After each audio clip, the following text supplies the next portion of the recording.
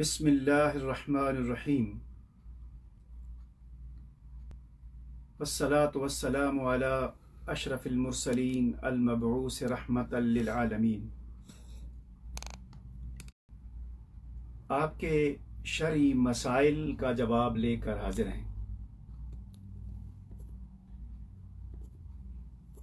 कल हमने नमाज तरावीह के हवाले से गुफ्तगू की थी, उसकी फ़जीलत, उसके पढ़ने का तरीका, जो आजकल हालात हैं उनमें घरों में किस तरह पढ़ सकते हैं। इसी सिलसिले में एक सवाल 2-3 बार एक ही शख्स से आया और दूसरे अफराद से भी यही सवाल आया। वो सवाल क्या है कि क्या नमाज तरावीह में देख कर कुरान करीम की तिलावत करना कैसा है, इसका क्या हुक्म है। मुअज़्ज़ज़ सामीन, आप एक चीज़ नोट करें और इसको ज़हन नशीन कर लें कि ये जो सवाल है इसका जवाब अमलन भी आप लोगों के सामने है, और जिस शख्स ने पूछा है यकीनन वो भी जानता है कि हमारे कई बरादर इस्लामी ममालिक अरबों में नमाज तरावीह में कुरान करीम को देख कर तिलावत की जाती है। और मैं समझता हूँ कि आप में से अक्सर को ये इल्म है, लेकिन साइल ने बार बार ये पूछा तो इस पर मैं अर्ज़ कर दूँ कि इसमें उलमाए अहनाफ का क्या मौक़िफ़ है, और उस बारे में आपको चीज़ एक समझाना चाहता हूँ कि आप ख़ुद फैसला कर लें कि हमें क्या करना चाहिए। नमाज अल्लाह ताला की तरफ से एक अहम फरीज़ा है, और वो 5 नमाजें हैं, फ़राइज़ हैं। हम उनमें भी तिलावत करते हैं, और वाजिब हों या सुनन हों या नवाफिल हों, उनमें भी हम तिलावत करते हैं। अल्लाह करीम ने ये फ़र्ज़ की है नमाज, मुख्तसरन नमाज फ़र्ज़ की है, उसके लिए सेहतमंद होगा तो उसका हुक्म ये है, अगर उसकी सेहत दुरुस्त नहीं है, अगर वो खड़े होकर नहीं पढ़ सकता तो बैठ कर पढ़ ले, बैठ कर नहीं पढ़ सकता तो इशारों से या लेट कर पढ़ ले। अलगरज फ़र्ज़ साक़ित नहीं हुआ। लेकिन इसके साथ साथ अल्लाह ताला ने जो शरई अहकाम हमें दिए हैं उसमें हमें आसानी का भी हुक्म दिया है कि अल्लाह ताला हमारे लिए आसानी चाहता है। चुनाचे नमाज में क़िराअत के बारे में, कुरान करीम की तिलावत के बारे में फरमाने बारी ताला है। सूरह अल मुज़म्मल की आयत नंबर 20 का एक हिस्सा है, फ़क़रऊ मा तयस्सरा मिन, ऐ फ़क़रऊ मा तयस्सरा मिनल कुरान। ये पहले आयत के पहले नंबर पे आया है, और फिर आगे कुछ अल्फाज के बाद, कलिमात के बाद दोबारा यही अल्फाज आए हैं, फ़क़रऊ मा तयस्सरा मिन, जिसका माना ये है कि बस जितना आसानी से हो सके कुरान पढ़ लिया करो।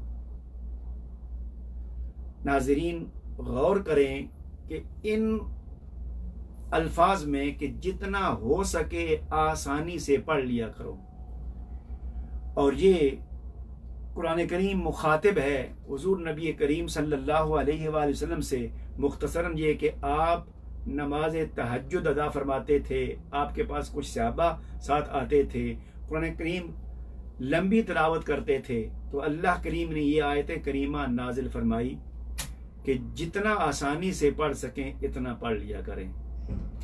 तो कुरान करीम की इस आयत मुबारका से ये हुक्म साबित होता है, ये अम्र इलाही है कि जो आप आसानी से पढ़ सकते हैं वो पढ़ें।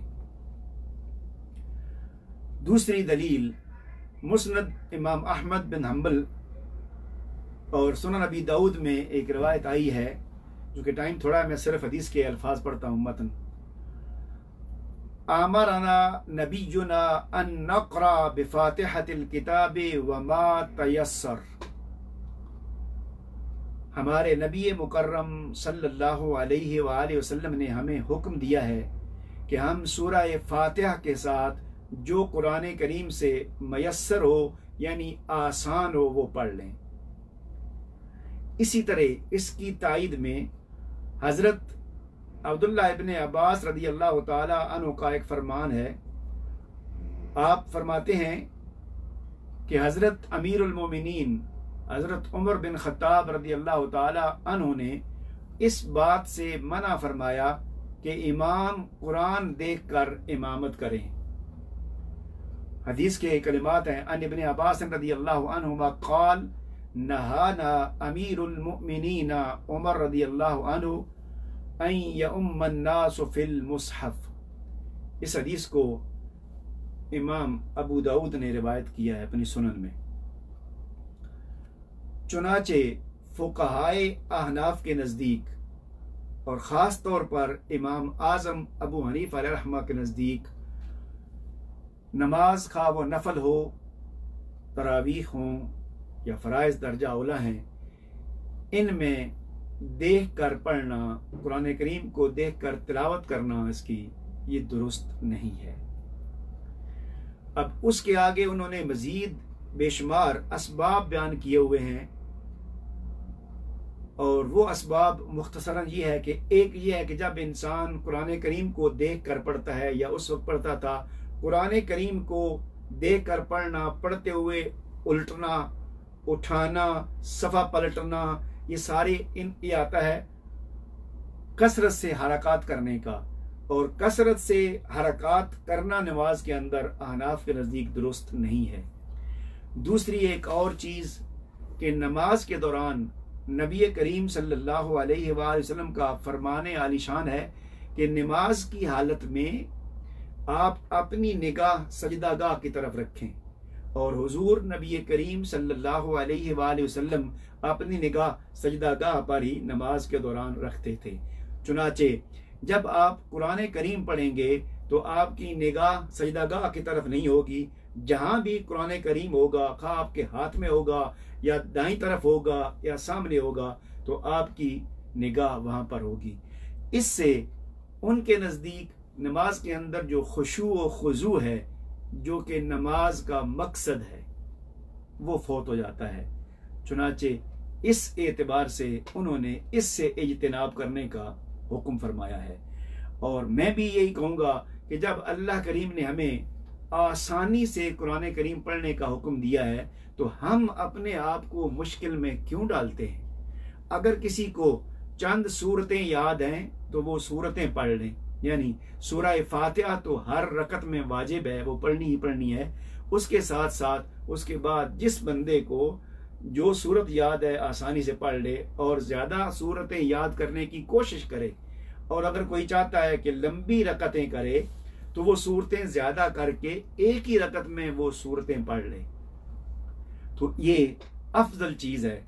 लेकिन जो लोग दूसरी राय पर अमल करना चाहते हैं, वो चूँकि राय मौजूद है, उस पर अमल हो रहा है, आप जो बेहतर समझें उस पर कर सकते हैं। लेकिन हमारे नज़दीक अफजल यही है कि नमाज में कुरान करीम देख कर ना पढ़ा जाए। इसके साथ इसी से मुताल्लिक एक और सवाल आया था, जो कि कल भी मैंने इशारतन बयान किया था कि अगर इमाम भूल जाता है तो पीछे जो नमाजी हैं वो उसको बता सकते हैं। आज का सवाल ये है कि अगर इमाम पूरी आयत करीमा ही भूल जाए, पूरी आयत करीमा ही छोड़ दे, तो फिर क्या किया जाए, उसको बताया जाए या कि ना बताया जाए। तो सामीन और नाजरीन ये भी नोट कर लें कि नमाज के लिए, नमाज के दुरुस्त होने के लिए कुरान करीम की मखसूस मिकदार में जो है ना, उसको पढ़ना मुअय्यन है और ज़रूरी है। और वो ये है कि अगर इमाम सूरह अल-फातिहा के बाद 3 आयात या एक बड़ी आयत जो कि 3 आयात के बराबर है वो पढ़ चुका हो, तो मैंने कल भी कहा था कि अगर इमाम उसके बाद भूल जाए तो इमाम को चाहिए कि वो सजदा कर ले। हाँ, चूंकि मुसल्ला अगर सुना रहा है तो पीछे इमाम को बताना चाहिए, लेकिन 3 आयात के बाद अगर आगे जाकर इमाम भूल जाता है या उससे कोई आयत करीमा छूट जाती है तो उससे नमाज पे कोई असर नहीं पड़ता, नमाज हो जाती है। अल्लाह ताला हमें दीन का सही फहम अता फरमाए।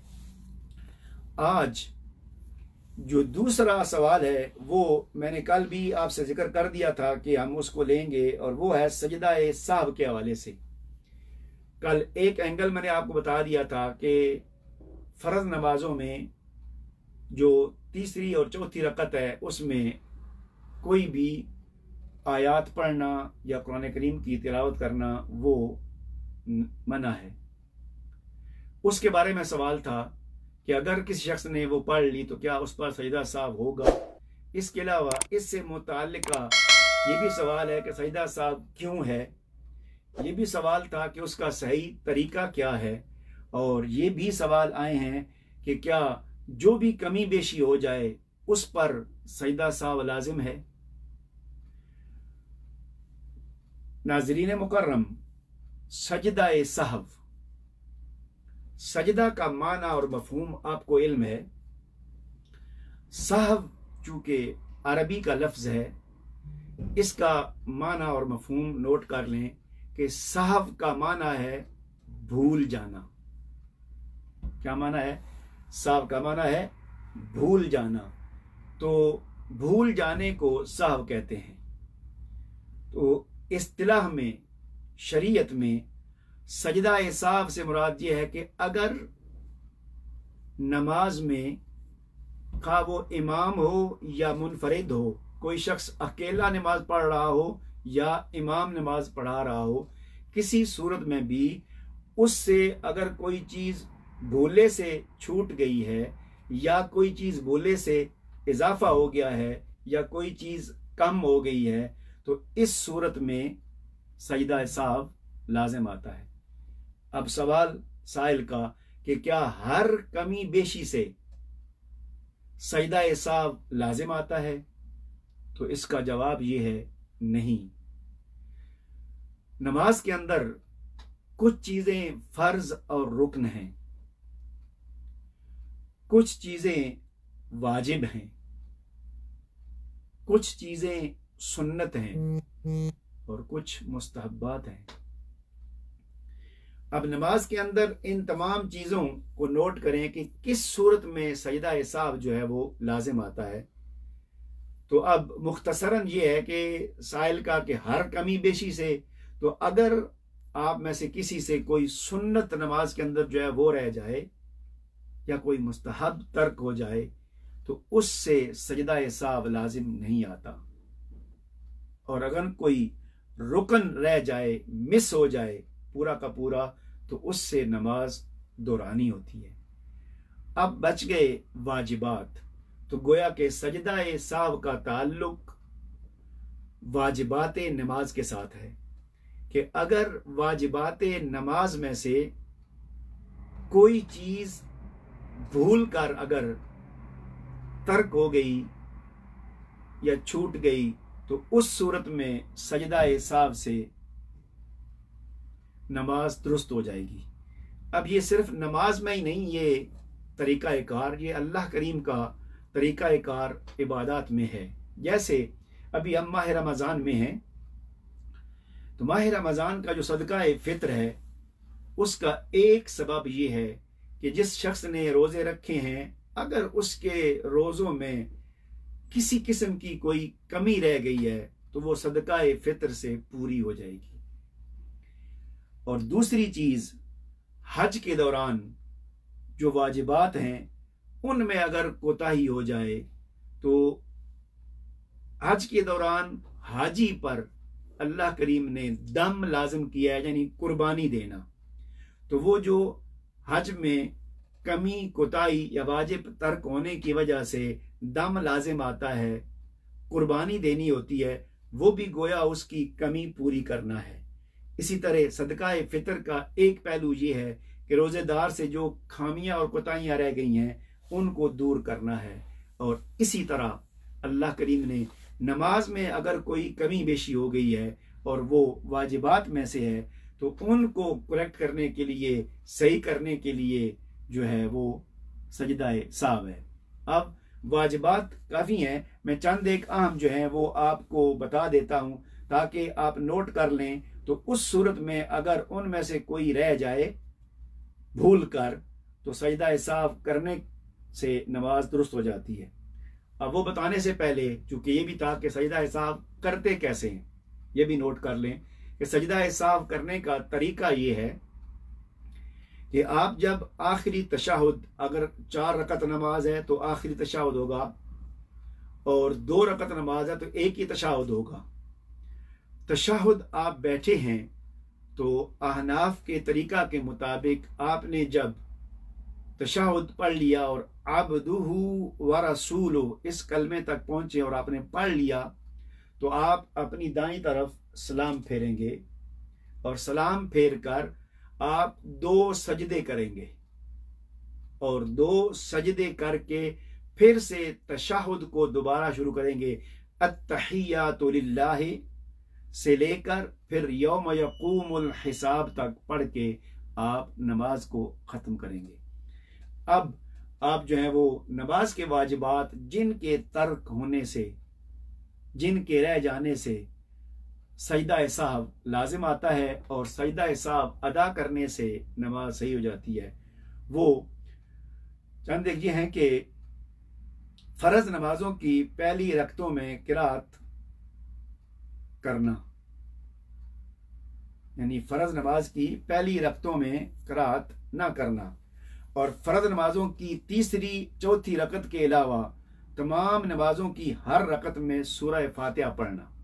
यानी पहला उस साइल का सवाल कि अगर 4 रकत की नमाज में जो कि फ़र्ज हैं, पहली 2 रकतों में उसने सूरह फातिहा के साथ आयात मुबारका पढ़ ली या कोई छोटी सूरत पढ़ ली और भूल कर तीसरी या चौथी रकत में अगर उसने कुरान करीम की कोई छोटी सूरत या तिलावत कर ली तो इसके करने से सजदा साहब लाजिम नहीं आता।